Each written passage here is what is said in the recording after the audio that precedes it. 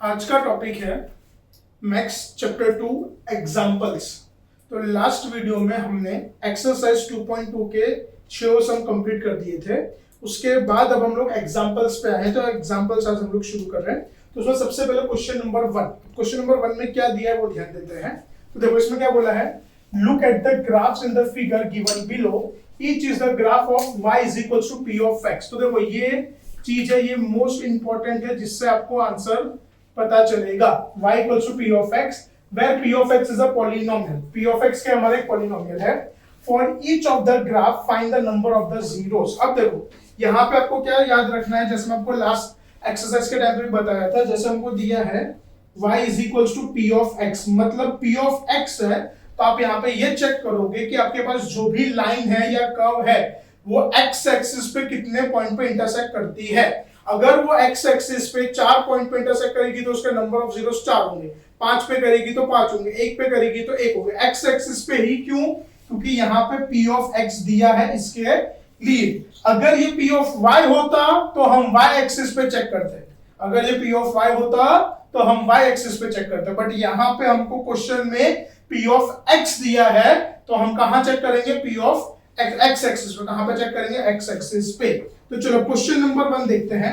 तो question number 1 में ये हो गई हमारी x एक्सिस, ये हो गई हमारी y एक्सिस। हमको कहां चेक करना है, x एक्सिस पे, ठीक है। तब ये देखो, ये जो हमारे को कर्व दिया है क्वेश्चन में वो x एक्सिस को खाली एक ही पॉइंट पे टच कर रहा है। अगर एक पॉइंट पे कर रहा है तो यानी नंबर ऑफ जीरोस कितने होंगे इसके, 1। नंबर ऑफ जीरोस कितने होंगे इसके, 1। बस ये तुम्हारा फाइनल आंसर। सेकंड देखो, ये रही हमारी x एक्सिस और ये y एक्सिस। अब ये जो कर्व है वो x एक्सिस को 2 पॉइंट पे इंटरसेक्ट कर रहा है, ये पहला पॉइंट और ये हमारा दूसरा पॉइंट। तो कहां पे 2 पॉइंट पे कर रहा है, तो यहाँ पे नंबर ऑफ जीरोस के होंगे आपके 2, नंबर ऑफ जीरोस के होंगे आपके 2। फिर वैसे ही यहाँ पे देखो आप लोग, अब ये जो ऐसे हमारी x एक्सिस है तो ये पॉइंट कितने, ये जो कर्व है हमारे पास वो कितने पॉइंट पे, 1 2 3 पॉइंट पे टच करे तो नंबर ऑफ जीरोस कितने होंगे इसके, 3। नंबर ऑफ जीरोस कितने होंगे इसके, 3। तो ये तुम्हारे पहले 3 सम। खाली आपको ये चेक करना है कि जो कर्व है वो x एक्सिस को कितने पॉइंट पे इंटरसेक्ट करता है, उससे तुम्हारा आंसर आ जाएगा। आगे बढ़ते क्वेश्चन नंबर 4 के ऊपर। चलो अब हम पढ़ते क्वेश्चन नंबर 4 के ऊपर। अब 4 पे ध्यान जरा सबका। तो सेम अपने को वही चेक करना है x एक्सिस पे। कहां पे चेक करना है, x एक्सिस पे, क्योंकि p ऑफ x है, इसके लिए कहां चेक करेंगे, x एक्सिस पे, बराबर। अब देखो ये रही हमारी x एक्सिस और ये रही लाइन, तो दोनों एक पॉइंट पे इंटरसेक्ट कर रही है, तो नंबर ऑफ जीरोस कितना होगा इसका, 1। फिर यहां पे आ जाओ, ये रही हमारी x एक्सिस और ये रहा हमारा कर्व। ये x एक्सिस को एक सिंगल पॉइंट पे टच कर रहा है तो नंबर ऑफ जीरोस क्या होगा हमारा, 1। 6 नंबर देखो, ये रही x एक्सिस, ये रहा कर्व। तो ये देखो, ये पहला पॉइंट, दूसरा पॉइंट, तीसरा पॉइंट और चौथा पॉइंट, ये 4 पॉइंट पे कर रही है तो नंबर ऑफ जीरोस होंगे इसके 4। तो यहां पे हमारा एग्जांपल नंबर 1 खत्म होता है, बराबर। अब हम देखते हैं एग्जांपल नंबर 2। अब देखो एग्जांपल नंबर 2 में हमको क्या दिया है उस पर ध्यान देते हैं। Find the zeros of the quadratic polynomial. Polynomial क्या है हमारे पास, x² + 7x + 10। पॉलिनोमियल क्या है, x² + 7x + 10 and verify the relation between the zeros and the coefficient. तो यहां पे आपको पहले जीरोस भी फाइंड करना है। जीरोस का मतलब क्या, वैल्यू ऑफ x फाइंड करनी है और उसके बाद आपको रिलेशन वेरीफाई करना है। जैसे अपने को पता है क्वाड्रेटिक में 2 रिलेशन होते हैं, एक होता है सम ऑफ द जीरोस और एक होता है प्रोडक्ट ऑफ द जीरोस। तो ये दोनों को आपको वेरीफाई भी करना है। तो सबसे पहले हम लोग जीरोस फाइंड करते हैं यहाँ पे। तो जैसे हमारा यहाँ पे पॉलिनोमियल है p ऑफ x लेते हैं हम लोग, दैट इज x² + 7x + 10। अब देखो ये हमारा ट्राइनोमियल है। ट्राइनोमियल मतलब क्या है, 3 टर्म है। तो अपने को पता है कभी भी क्वाड्रेटिक पॉलिनोमियल में ट्राइनोमियल अगर होता है तो वहां पे हम लोग क्या करते हैं, स्प्लिटिंग द मिडिल टर्म। क्या करते हैं हमेशा, स्प्लिटिंग द मिडिल टर्म। और स्प्लिटिंग द मिडिल टर्म किस तरीके से होता है, उसमें हम लोग हमेशा फर्स्ट टर्म और लास्ट टर्म के कोएफिशिएंट्स को मल्टीप्लाई करेंगे। हमेशा हम लोग क्या करेंगे, फर्स्ट टर्म और लास्ट टर्म के कोएफिशिएंट्स को मल्टीप्लाई। तो फर्स्ट टर्म का कोएफिशिएंट क्या है, यहाँ पे बंदी नीचे में रफ कर रहा हूं। लास्ट टर्म का कोएफिशिएंट क्या है, 10। तो 10 1 जा 10। अब 10 आया। अब 10 के पॉसिबल फैक्टर्स क्या क्या होते हैं, तो 10 के 2 पॉसिबल फैक्टर्स है। पहला तो है 1 × 10, दूसरा है 2 × 5। अब देखो मिडिल टर्म का कोएफिशिएंट क्या है, 7 और लास्ट टर्म की साइन क्या है, प्लस। इसका मतलब मेरे को प्लस करके 7 लाना है। मेरे को क्या करना है, यहाँ पे प्लस करके 7 लाना, मतलब 10 के ऐसे फैक्टर्स सिलेक्ट करें जिन दोनों को प्लस करने पे 7 आना चाहिए। तो अब बताओ ये दोनों में से किसका एडिशन करने पे 7 आएगा?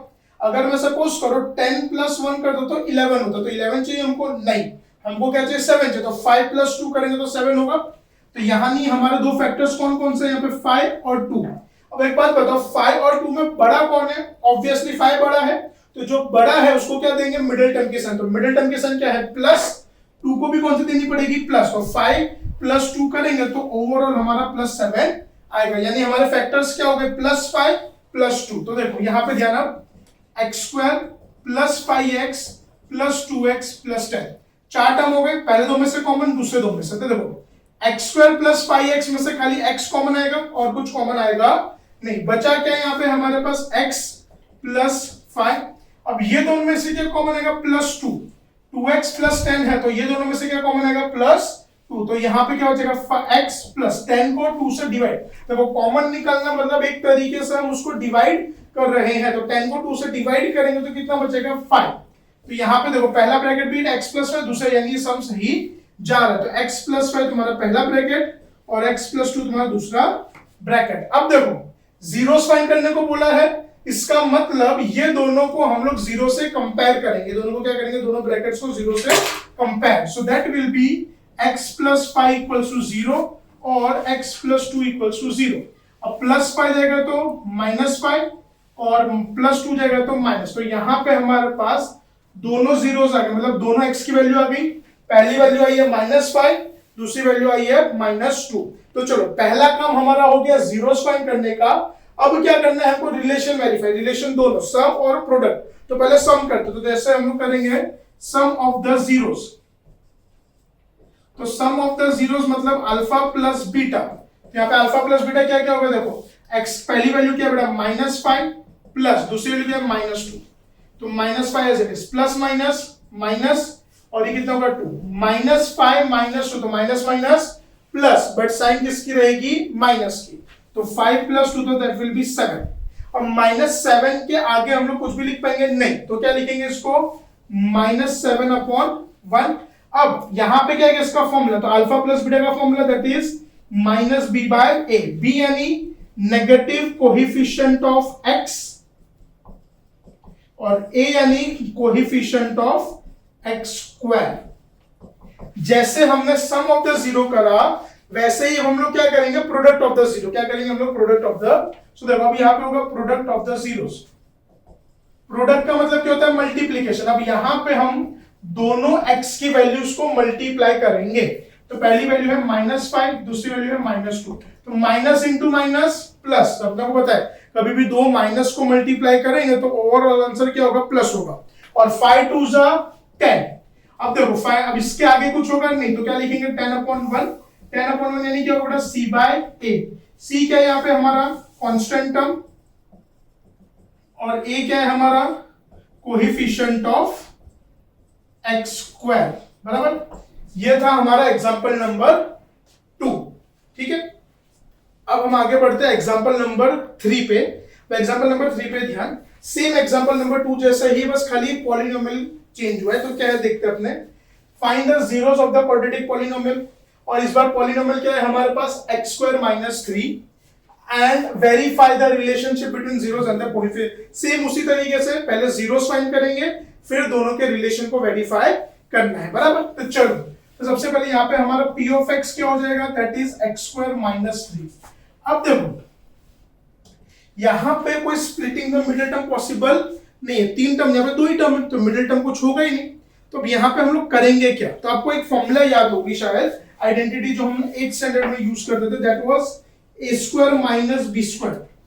मतलब अगर हमारे पास कभी भी कोई भी दो परफेक्ट स्क्वायर होंगे, तो पहले तो मैं उसको होल स्क्वायर में कन्वर्ट करूंगा। होल स्क्वायर में करने के बाद एक बार प्लस और एक बार माइनस। याद होगा आपको, a² - b² is equals to a plus b into a minus b।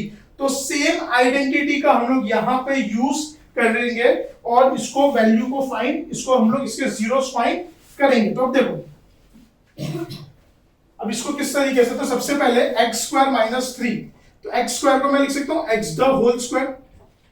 अब एक बात बताओ, क्या 3 किसी का परफेक्ट स्क्वायर है? नहीं, बट इसको होल स्क्वायर में हमको कन्वर्ट करना है। तो मैं इसको लिखूंगा √3 द होल स्क्वायर। क्या लिखेंगे इसको हम लोग? √3 द होल स्क्वायर। अब दोनों होल स्क्वायर हो गए, बीच में माइनस, अब क्या होगा, एक बार प्लस एक बार, so that will be x plus √3 and x minus √3। क्या हो गया हमारे पास? x प्लस √3 और x माइनस। अब दोनों को 1 by 1 0 से compare, so x plus √3 equals to 0 और x minus √3 equals to 0। Simple, plus √3 आएगा तो माइनस, माइनस √3 आएगा तो प्लस। तो यहां पे हमको x की दो वैल्यू मिली, पहली वैल्यू है माइनस √3, दूसरी वैल्यू है प्लस √3। अब ये दोनों के रिलेशन वेरीफाई करेंगे। तो पहला रिलेशन क्या होता है? Sum of the zeros. Sum of the zeros का मतलब होगा alpha plus beta. So alpha की वैल्यू क्या है यहाँ पे हमारे पास? -3 प्लस √3।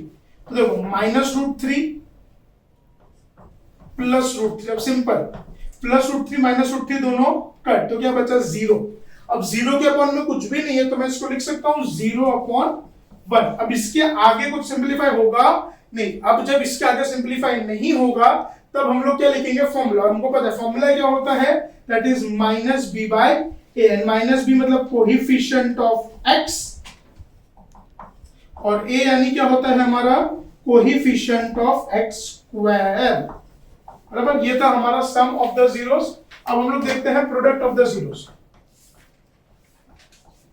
तो product of the zeros, so that will be alpha into beta. मतलब अब हम लोग क्या करेंगे? ये दोनों को आपस में मल्टीप्लाई। So simply -√3 into √3। तो सबसे पहले साइन कर देंगे, plus into minus, minus √3 into √3 मतलब √3 द स्क्वायर। तो स्क्वायर स्क्वायर रूट कट, तो ये होगा हमारा माइनस।